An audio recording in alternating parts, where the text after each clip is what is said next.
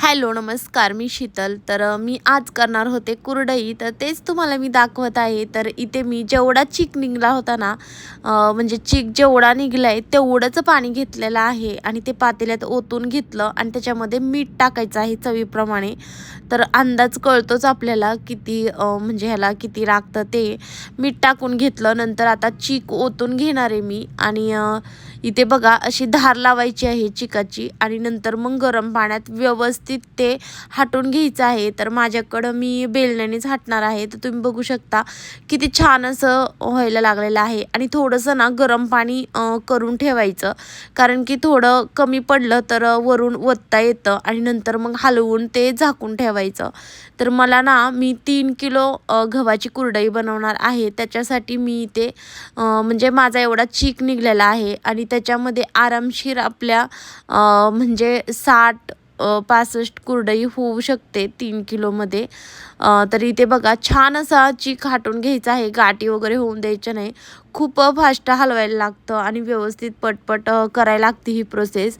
तर तुम्ही बघू शकता आणि एकाने पातेलं धरावं लागतं, कारण की ते म्हणजे हलतं गॅसवर, त्याच्यामुळे एकाने धरायचं आणि एकाने हटायचं. तर दोघी लागतातच याला आणि नंतर मग आपण त्याची कुरडई वगैरे करणार आहे. तर छान असं हटून घ्यायचं, व्यवस्थित सगळं मिक्स करायचं आणि त्याच्यावर झाकण ठेवून ना थोड्या वेळ ते 15-20 मिनटं तसंच ठेवायचं कमी गॅसवर. नंतर ते काढायचं आणि नंतर आणखी एकदा हलवून घ्यायचं आणि परत थोडं झालंय का बघायचं, नाहीतर आणखी एकदा झाकण ठेवायचं.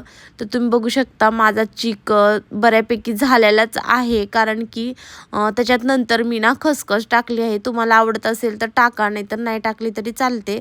तर मी खसखस टाकून घेणार आहे, कारण आमच्या इकडे ना म्हणजे कुरडई बनवताना म्हणजे खसखस टाकतात. आणि इकडे बघा माझा चीक झाला होता, मी थोडंसं आणि घालवून घेत आहे. तर असा लाल लाल झालेला आहे, तुम्ही बघू शकता.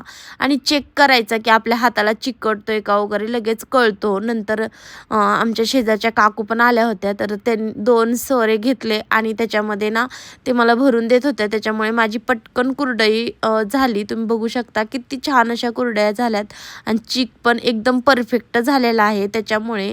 आणि नंतर आपल्याला आहे ना, हे मी घरातच घालत आहे, नंतर मी उन्हात घालणार आहे थोडं सुकल्यानंतर. आणि सुकल्यानं थोड्या परत पलटी करून घ्यायच्या, म्हणजे व्यवस्थित सुकतात.